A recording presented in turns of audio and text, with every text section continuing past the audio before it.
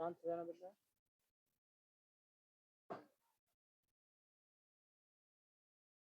नमस्कार, मैं हूँ सईद अनवर और इस समय हम आपको लेकर आए हैं भागलपुर के नाथनगर के कर्णगढ़, एक ऐसा ऐतिहासिक स्थल जिसके बारे में मान्यता है कि महाभारत के महान योद्धा और दानवीर कर्ण का ये राजमहल था।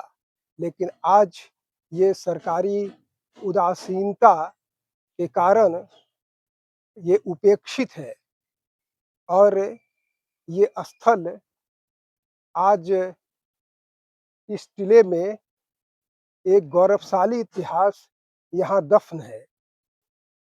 अगर ये सचमुच आखिरकार अगर इस बात में सच्चाई है कि ये महाभारत काल के ये कर्ण का ये किला रहा है, ये यहाँ राजमहल रहा है और समय समय पर पुरातात्विक खुदाई की अवशेष में खुदाई के क्रम में जो अवशेष प्राप्त हुए हैं, इसके तथ्य को मजबूत करती आ रही है। आज कर्णगढ़ किला यहाँ के तमाम जो स्थानीय लोग हैं, उनकी मान्यता है कि ये कर्ण का राजमहल हुआ करता था और ये इलाका गंगा और चंपा नदी से घिरा हुआ ये बताया जाता है और प्राचीन अंग जनपद की ये राजधानी हुआ करती थी और ये प्राचीन शहर चंपा शहर 10 किलोमीटर क्षेत्र में ये फैला हुआ है और इसके बीच में ये कर्ण का टीला आज जो देख रहे हैं, कर्णगढ़ का टीला यहाँ पर वाक़ई और मौजूद है। ऐसा ऐसा लोगों की मान्यता है कि ये 2800 वर्ष पुराना है। हालांकि इसकी तस्दीक का कोई ठोस पुरातात्विक साक्ष्य नहीं मिला है और इस अंग अंग की राजधानी चंपा, जिसका जिक्र बौद्ध कालीन जो टेक्स्ट है, इतिहास है, किताब है, अंगुत्तर निकाय में 16 महाजनपदों में एक अंग की भी चर्चा की गई है, जिस एतबार से इसकी जो प्राचीन और पौराणिक जो इसका संबंध रहा है, चंपा चंपा अंग और महाभारत काल के जो नायक हैं, जिनका जो बताया जा रहा है कि यही इनकी राजधानी थी और यही इनका राजमहल जो टीले के नीचे ये दबा हुआ है और ये टीला ये जो मिट्टी के बोझ तले कर्ण का जो राजमहल है और इतिहासकारों का ये भी मानना है कि अगर यहाँ पर खुदाई की जाती है तो एक प्राचीन नगर और राजा राजा राजा कर्ण का राजमहल ये निकल सकता है। हालांकि इसकी खुदाई समय समय पर होती आ रही है। सबसे पहले 1970 में बिहार पुरातत्व विभाग की ओर से बीपी सिन्हा के द्वारा इसका उत्खनन कराया गया था और उसके बाद 4-5 बार इसकी खुदाई हुई, इसका उत्खनन किया गया, लेकिन हर बार धनाभाव और प्रशासनिक शिथिलता के कारण खुदाई को बंद कर दिया गया। आखिर ये सिर्फ एक टीला नहीं है, मिट्टी में दबी हुई, ये सिर्फ टीला की बात नहीं है।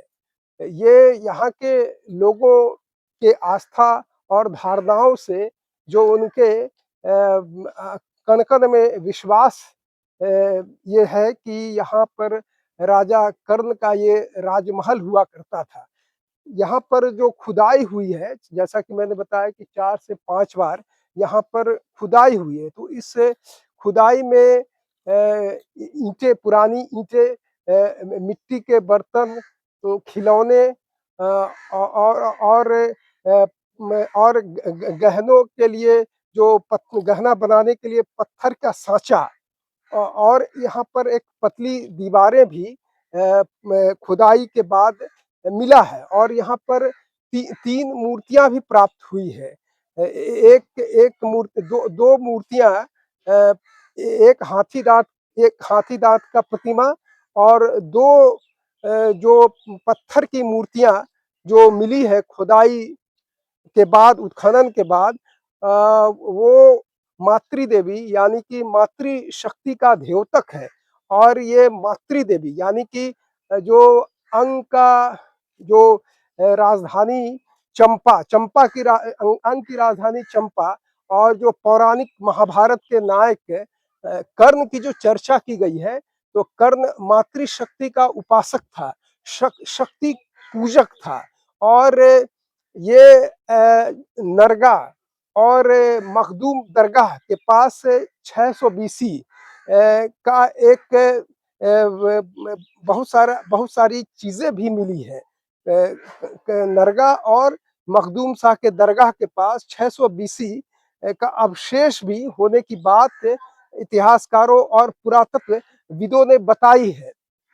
तो जो हमारा सबसे पुरानी जो सभ्यता है, इंडस वैली सिविलाइजेशन, सिंधु घाटी सभ्यता, जिसका अनुमान 2300 से लेकर 1750 यानी 5000 साल पुरानी सभ्यता, वहां भी मातृ देवी की पूजा होती थी, मातृशक्ति की। और यहाँ भी दो पत्थर की मूर्तियां जो मातृ देवी की जो बरामद हुई है, तो इससे पता चलता है कि अगर पुरातत्वविद मैं बता दूं कि 2017 में बिहार के जो तत्कालीन पर्यटक सचिव पंकज कुमार भी आए थे, और यहाँ के तब तत्कालीन अनुमंडलाधिकारी सुहर्ष भगत ने यहाँ के ऐतिहासिक और धार्मिक स्थलों को चिन्हित करके उनको सौंपा था। और इसके बाद अतुल कुमार सिन्हा जो तत्कालीन पुरातत्व निदेशक थे, उन्होंने 240 कमोबेश ऐतिहासिक और धार्मिक स्थलों को चिन्हित किया था, जिसमें से एक कर्णगढ़ का किला भी था। और सबसे बड़ी बात यह है कि यह नाथनगर चंपानगर का क्षेत्र बिहुला बिसहरी के लिए जाना जाता है, और बिहुला बिसहरी यहाँ के हर घर में उनकी मान्यता है, उनकी पूजा की जाती है। तो उस वजह से भी इस का जो सिग्निफिकेंस है, इसका जो महत्व है, और बढ़ जाता है। तो ये जो पूरा किला है, जो टीला जिसको बोलते हैं, जिसको अंग, जो लोक मान्यता है, लोगों का मानना है कि ये किला अंग के महानायक कर्ण से ये जुड़ा हुआ है। हालांकि इसका कोई ठोस पुरातात्विक अवशेष अब तक यह साक्ष्य बरामद नहीं हो पाया है, जिससे पूरे मजबूती के साथ ये हम कह सके कि ये अंग अंग की राजधानी चंपा में कर्ण की राजधानी या राजमहल है। लेकिन ये लोक मान्यता और परंपरा से ये जुड़ा माना जाता है।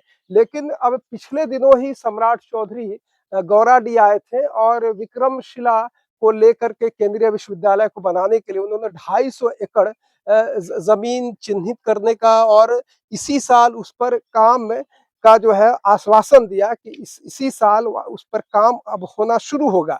लेकिन सबसे बड़ी बात यह है कि विक्रमशिला इसी अंग से जुड़ा हुआ है, और अंग की महत्ता इस गढ़ से है, इस टीला से है, जो ये बड़े एरिया में, एक बड़ा इलाके में ये फैला हुआ है।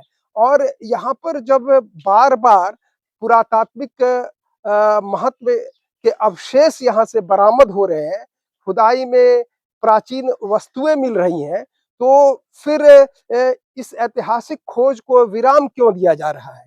क्यों नहीं इसके खोज को, इसकी ऐतिहासिकता को मंजर आम करने की कोशिश की जा रही है? तो पहले ये अंग का एक समृद्ध विरासत है।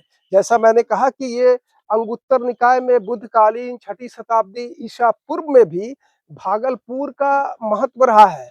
और जो मगध साम्राज्य के जो शासक थे वो हमेशा अंग पर 6ठी शताब्दी ईसा पूर्व में अंग अंग पर जो आक्रमण करते थे और मगध में अंग को पहले मिला लिया गया था। तो ये व्यापारिक कारोबार का ये केंद्र भी रहा है। यहाँ के शासक के बृहदर्थ भी थे, ब्रह्मदत्त और अजातशत्रु जो आपके हर्यक वंश का शासक था, उसने भागलपुर को अंग अंग क्षेत्र को अपनी राजधानी भी बनाया था।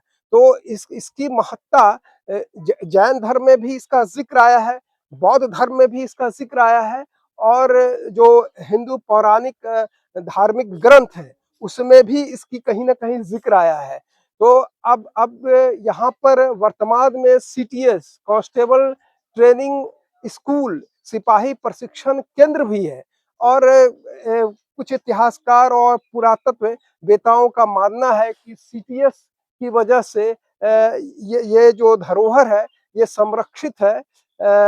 तो इस तरह का जो धरोहर हमारे भागलपुर में, हमारे अंग प्रदेश में इस तरह का मौजूद है। तो उसको एक्सकवेशन, उत्खनन के द्वारा और लगातार इसका उत्खनन जब 4 या 5 बार किया गया और कुछ न कुछ वजहों से इसको रोक दिया गया, तो इसका एक बार पूरी तरीके से उत्खनन करके आखिर इस जो टीले में इस मिट्टी के ढेर के नीचे आखिर क्या दबा हुआ, आखिर क्या दबी हुई चीजें हैं। और यहाँ पर बहुत कुछ प्राचीन अवशेष भी जितनी दफा भी खुदाई हुआ प्राचीन अवशेष भी मिला। 2019 में तत्कालीन आरक्षी उप महानिरीक्षक रहे विकास वैभव और पटना विश्वविद्यालय के पुरातत्व शास्त्री और पुरातत्व विभाग के एग्जीक्यूटिव डायरेक्टर भी यहाँ पर निरीक्षण किया था और सर्वे करके वो कुषाण काल का भी कुछ यहाँ पर प्रतिमाएं बरामद हुई थी, पाया गया था, जिसको पटना ले जाया गया। तो आखिर अंग का इतना समृद्ध यहाँ पर विरासत दबी हुई है, तो उसको सामने क्यों नहीं लाया जा रहा है। तो ये पूरा का पूरा इलाका एक ऊंचाई पर अवस्थित है। जैसे ही आप नाथनगर जो बाजार से आप इधर आएंगे तो ऊंचाई दिखना, ऊंचाई शुरू होना स्टार्ट हो जाता है। तो ये सरकार, जो बिहार सरकार है, तो इसको फिर एक बार दोबारा यहाँ पर उत्खनन कार्य की इजाजत देनी चाहिए, ताकि विक्रमशिला हमारा समृद्ध शिक्षा का केंद्र रहा है। तो ये हमारा जो अंग जो है विरासत है और अंग की पहचान से ही विक्रमशिला भी जुड़ा हुआ है और तमाम चीजें। तो इसके लिए यहाँ की सरकार को पहल करना चाहिए और यहाँ के लोगों को भी, अगर यहाँ पर खुदाई होती है तो एक सभ्यता और संस्कृति, हालांकि इसका तस्दीक मैं नहीं करता हूँ, कुछ लोग कहते हैं कि 2200 वर्ष पुराना यहाँ पर सभ्यता इस जमीन के अंदर दफन है। तो उस दफन सभ्यता और संस्कृति को बाहर निकालने की जरूरत है, ताकि भागलपुर का जो इतिहास और जो पुरातत्व और लोक मान्यता के संगम पर जो भागलपुर का अंग जो खड़ा है, और इसका इतिहास का पन्ना सिर्फ जो है अभी कुछ ही खुला है। जरूरत है कि पूरे इतिहास के पन्ने को, इसको खोलने का, ताकि यहाँ का जो अंग, चंपा और इस कर्णगढ़ टीला का सामने, यहाँ का जो चीजें हैं वो सामने आ सके।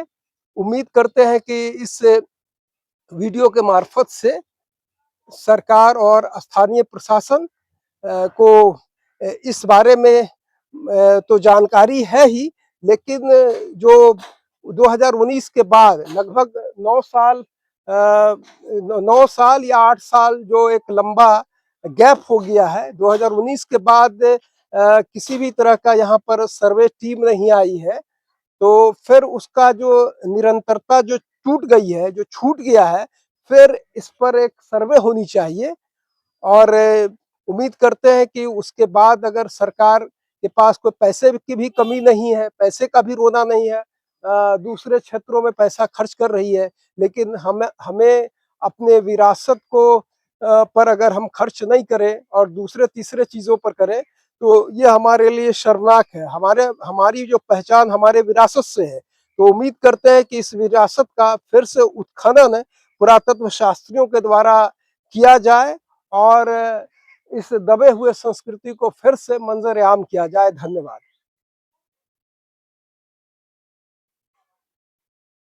पॉज़ कीजिए।